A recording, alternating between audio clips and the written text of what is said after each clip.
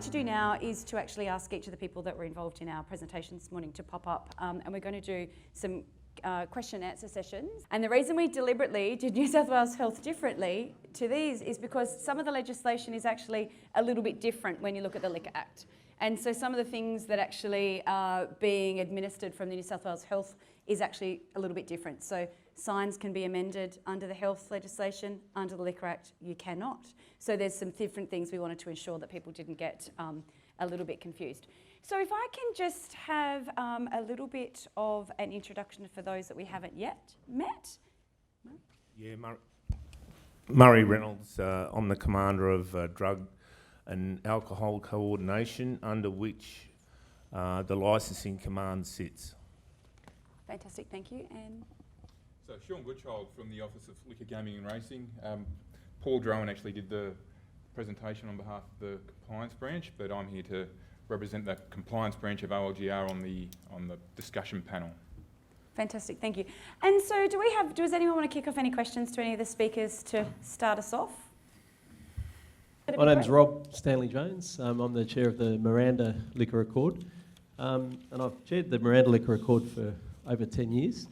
I'm just wondering, has there been any discussion lately about the possibility of having what we termed back then as a Liquor Accord State Council?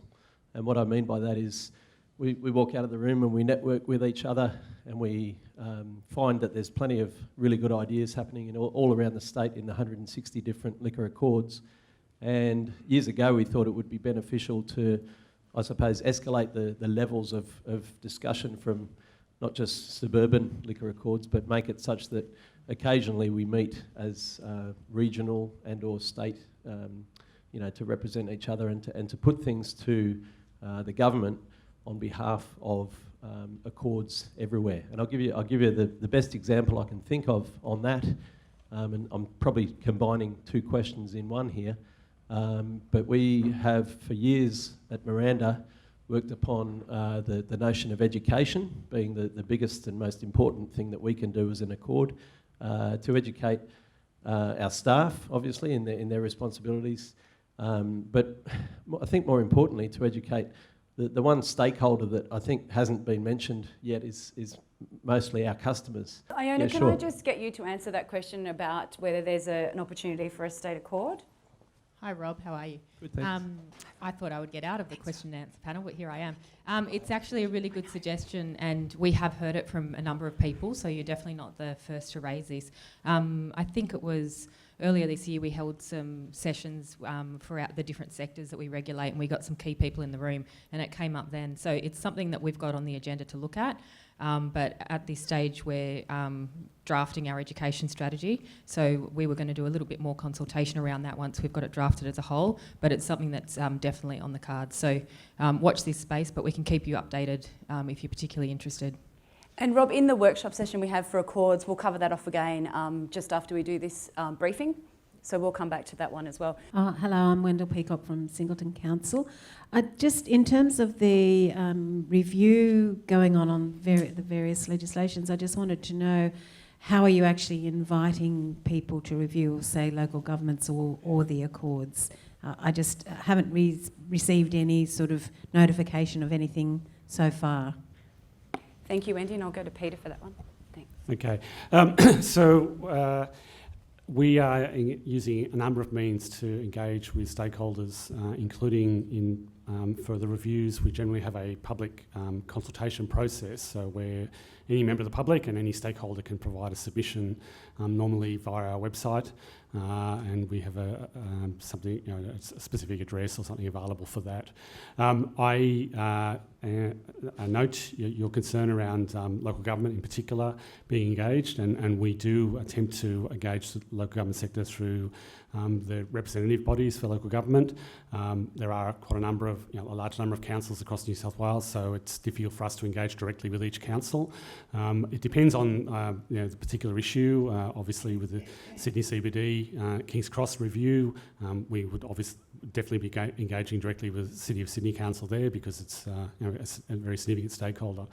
I'm happy to take on board your comments around local government, and we can certainly look how we can engage more effectively with the local government sector, utilising those existing mechanisms such as the representative bodies.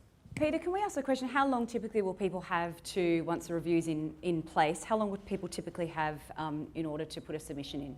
Look, it does depend. There are quite a number of reviews and evaluations underway, which I mentioned in my presentation, and generally speaking, we try and give as much time as we can, but government is also keen to get these reviews and evaluations underway and get them finished, because it's under pressure and there's intense interest in the outcomes. Normally we would provide at least some weeks and hopefully 3 to 4 weeks for a response. So do you let the local liquor records know as well? Do you communicate with the local liquor record or want information from the liquor records? Yeah, we certainly communicate with industry through the accords and through also the peak industry bodies, and also our mechanisms for directly engaging with licensees, such as the e-news, and I encourage you, if you to sign up to that e-news service, so that you're aware of what's happening in the liquor space, and we provide information about reviews and evaluations through that process as well. Is there any further questions? I just had a question. I'm Leanne Martin from Manly Council. That in recent times, anecdotally, I've been hearing stories about a lot of pressure being put upon licensees by owners, and I'm talking more about the corporates and the private equity sort of owners, and I'm wondering what sort of, onus is on the owners, and education is given to owners, if any, or is it all on the licensees? And I'm talking, bonuses to make profits, and timeframes that push the licensees to take risks and things like that. Is this you, Sean? It'll be a reasonably general response, because I guess that relationship between a freehold owner and somebody who's leasing a premises to run a licensed business, it's largely a commercial arrangement between that freehold owner and the person leasing the business. But understandably, there's I think an increasing interest of freehold owners into the operation of licensed premises, because of things like the 3 strikes scheme, which attaches a sanction to a licence. So irrespective of who the current business operator is or the current licensee who may come and go, the bricks and mortar licensed premises get stuck with a strike as a sanction. So understandably, there probably is an increasing interest of by freehold owners as to what people are doing in their premises, but as to arrangements around bonuses and things built into leases, largely a commercial arrangement, not something that we can really comment on. As was just mentioned, the stigma or the fine is attached to the bricks and mortar, and that impacts on resale value. This is possibly for Sean also, in terms of the liquor licence applications, especially packaged outlets and so on. At the moment, the onus of providing proof of something is on the objector. For example, health or local government or someone might say, use the available evidence to suggest that there's already enough density of packaged outlets in a certain area, and we know that there's direct correlation between that and violence and things like that. But the onus, with the decision-making process, it seems the onus is on us to provide proof that there will be harm, as opposed to the onus on the licence applicant to provide proof that there won't be harm.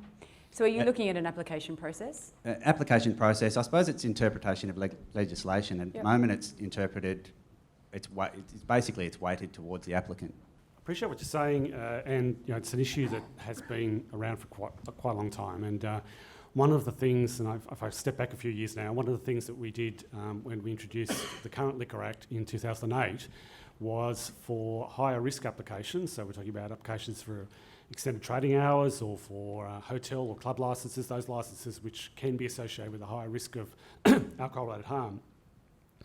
There is a test, if you like, that the authority, the Independent Liquor and Gaming Authority, which is the decision maker, must be satisfied as to the social impact issues associated with that licence. So there is actually an onus on licensees, and the authority does require applicants to provide evidence to the authority that the application, the grant of the application, would not result in an undue social impact. Certainly, there's an opportunity for stakeholders to make submissions, and I appreciate what you're saying around some of the difficulties that stakeholders might experience in doing that, and we are certainly looking at that as part of some improvements which are being looked at the moment. But I think it is important to keep in mind that there is an obligation on applicants to demonstrate to the authority. The authority has to be satisfied that there will not be a social impact issue associated with the grant of a licence or extended trading hours. The other thing I'd add is that we've been developing more sophisticated tools available to us as a regulator to look at issues like density, to look at crime-related issues, which obviously have an impact on whether an application should or should not be approved, or whether there should be conditions imposed as part of the approval of an application. So we have a range of tools available to us and to the authority which provide information to assist the decision maker, whether it's us or the authority, in determining those social impact issues. So I do think that there is an onus. The legislation does place an onus on applicants for those high risk applications to demonstrate issues around social impact, that there won't be that significant social impact, and there is a set of more information available to us as regulators to inform that decision-making process.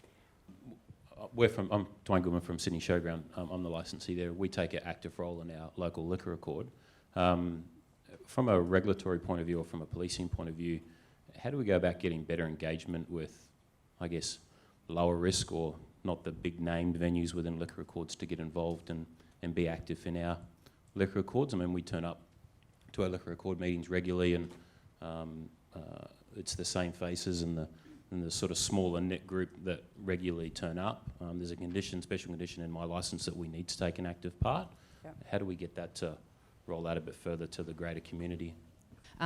This again is something that we've definitely heard from other people as well. What we've recommended in some areas, and we've actually done a little bit of work with Manly on this to try and plan for their next few meetings, is actually look at splitting your meetings into two and having the general information and the update from police and the things that are relevant to everyone, and then do some targeted afternoon, whether it's guest speakers or sessions or whatever the issue might be that you want to address, and that can really help you target whether it's bottle shops or whatever the local issue might be, restaurants, but the primary service authorisation if people are kind of operating more like a small bar, things like that. So they're just some recommendations that we have, but we'll go into a bit more detail on the workshop as well. Yeah, thanks.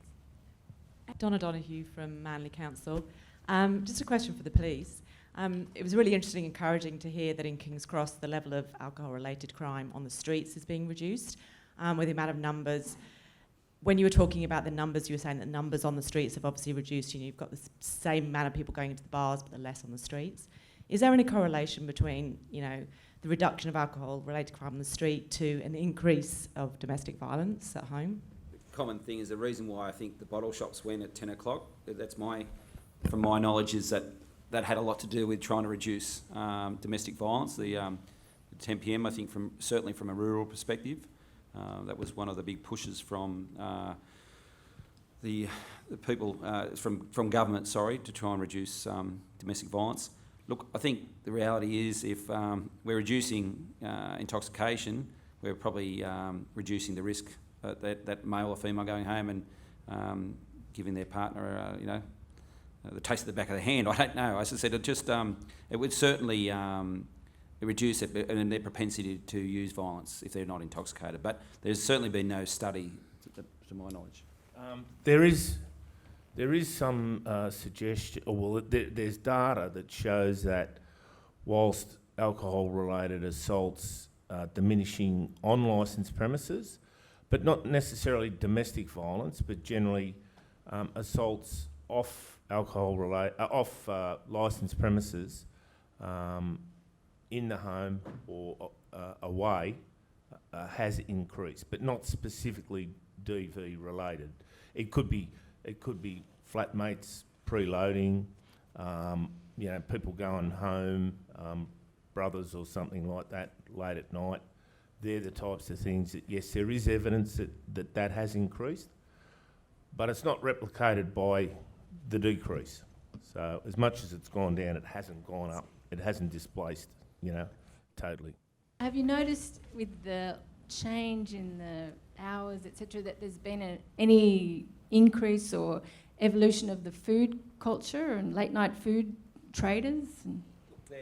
Without doubt, the late night traders have been impacted. The premise on on Darlinghurst and Bayswater Road, they actually never had any front doors to actually close. They've been trading for 24/7, for 365 days a year for all their entire business life. So without a doubt, there is less people. From about 3:30 on a morning of when people are basically have dispersed, it would impact on them without a doubt. And I think the McDonald's of this world, and I'm trying to think of other places that used to be chock-a-block.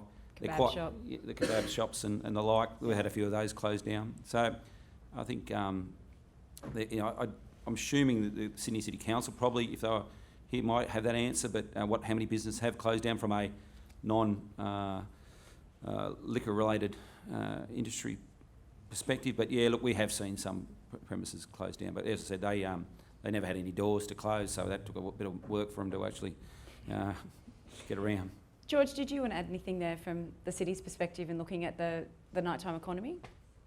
Well, what we're trying to do is encourage the diversity of the nighttime economy. So getting away from the King's Cross, which was renowned as an alcohol economy, to a more diverse economy. We have our Safe City and Night Economy people working to encourage different types of venues, and again, food venues are part of that. And I think what we're seeing too is licensed venues are diversifying and seeing that there's that trend of food. So you'll find there's more interesting food choices in King's Cross, if we're concentrating on King's Cross, but that's happening right across the city. So it's diversifying away from the night economy being recognised as an alcohol economy. So that's where the food promotion comes in. And as I said, I think the venues are recognising that and coming along with the ride. Great, I'd like you to thank us, join me in thanking the panel. So thank you.